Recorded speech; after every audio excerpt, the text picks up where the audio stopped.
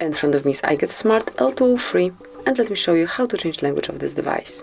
So first of all, just open the settings, then find and select System, and here you will notice Languages and Input. Go to Languages then, and click on Add a Language to pick another language of yours. As you can see, the list is super long, so you can definitely find something suitable for you.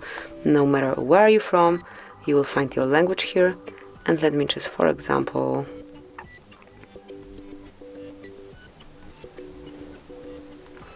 Italian. Then pick the region, and to make it a default language, just slide it up to the first place. As you can see, from now on the system language is changed. It's Italian right now, and you can smoothly change it whenever you want to the same way.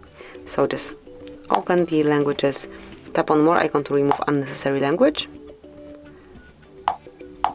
mark it, tap on bin icon, then confirm that you would like to remove this language, and then you can pick another one if you want to. So this is it, that will be all. Thank you for watching. Please subscribe our channel and leave the thumbs up.